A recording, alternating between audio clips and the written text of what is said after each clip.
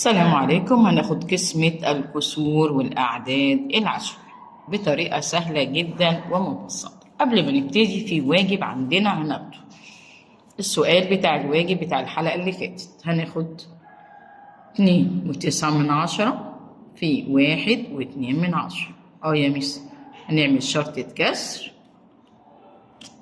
أحط الأرقام فوق 9 و2 على 10 عشان هي من 10، والواحد والاتنين برضو على 10. 10 في 10 يديك ايه يا جميل؟ 100.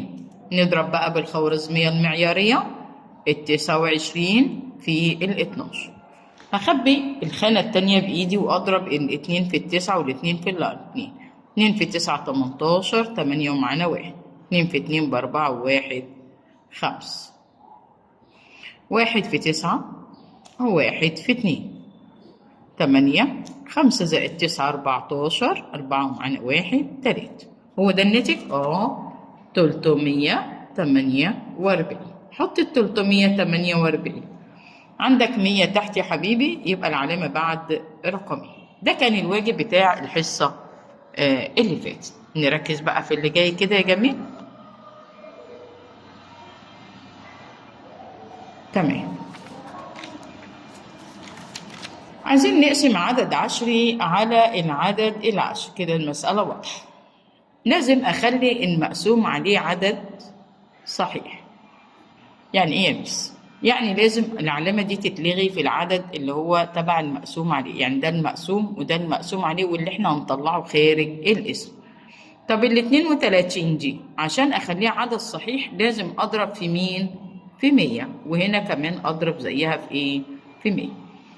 احنا عارفين يا ولاد لما بضرب ال 32 جزء من 100 في 100 العلامة بتقع لأن هي خرجت لبره مرتين، فهنا 32. طب والعدد الجميل ده اللي هو 1.664 جزء من 1000 برضه هضربه في إيه؟ في 100. يبقى أنا هضرب على حسب المقسوم عليه. العلامة هتمشي أدي مرة أدي مرتين، تركن ورا الست، يبقى 1 ومش 1 يا ميس، 166 و4 أجزاء. نعمل بقى عملية القسمة بتاعتنا ولا ما نعملش؟ لا نعمل يا ميس. يلا مع بعض نشتغل عملية القسمة العادية.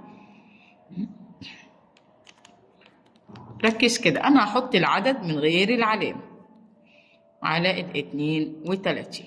ركز يا حبيبي معايا. في طريقة حلوة زي كده، طريقة الجدول. مالها يا ميس طريقة الجدول؟ في حبايبنا الحلوين مش حافظين جدول الضرب، وبالتالي ده بيخسر معانا في المسائل. فاحنا هنعملها بطريقة الجدول الضرب بس بطريقة الجمع. يعني ايه برضو؟ يعني 1 في 2 ب32. كل مرة زود 32 على العدد يبقى 64.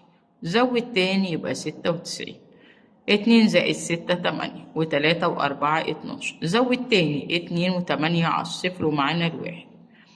4 و2 6 ومعانا الواحد. كفاية يا ميس. يلا مع بعض نشوف هنحل ازاي. الواحد ده يقبل على 32؟ لا يا ميس صغنن، احجز المكان بصفر. طب اخد ال16 برضو ما ينفعش عشان صغنن. ال166 بص في الجدول عندك مين قريب منها؟ ال160. بتلعب مع مين؟ بتلعب مع الخمس، حطها. يلا يا ولاد اهو. نطرح 6 ناقص 0 و6 ناقص 6 و1 ناقص 1.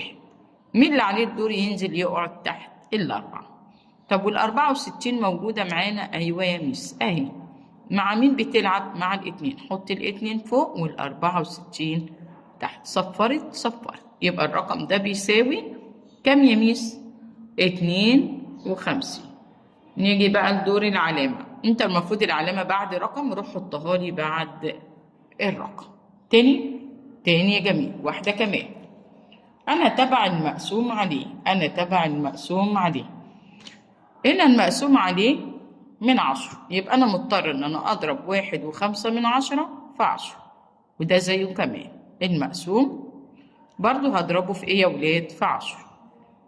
العلامة هنا بتقع فبقت 15، وأما أضربها هنا بتتحرك مرة واحدة، يعني 37 و5 أجزاء من 10. يلا نعمل الخوارزمية المعيارية للاسم. اد 37 وخمس أجزاء على ال15. يلا نعمل جدول زي بطريقة الجمع، يلا مع بعض.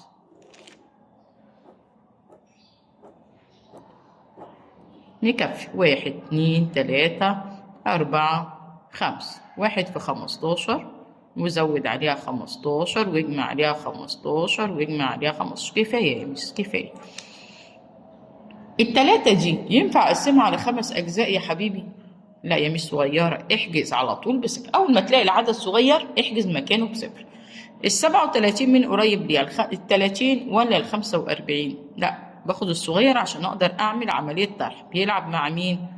مع الاتنين. ادي ال30 نطرح 7 ناقص صفر 3 ناقص 3. حلو، نزل علامة، عايز تنزلها نزلها، بس مين هينزل العدد؟ 5. كمل. 5 زائد صفر 5 و6 زائد 1 7. ايه ده موجودة، ماشية مع مين؟ مع الخمس. يلا حبيب ماما مع الخمس، حط العلامة صفر وصفرت. بس ناقص حاجة، ايه يا حبيبي؟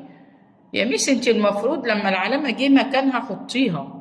يا حبيبي حطها مفيش أي مشكلة، عادي عادي عادي. اهي اهي، عايز تنزلها وقت ما تيجي ماشي، بس عشان احنا في مسائل تانية المسألة مش بتبقى اوبن مفتوحة، يعني غير منتهية. فنركز مع بعض يلا في السؤال اللي جاي، او اللي اسيبهولك واجب يا جميل.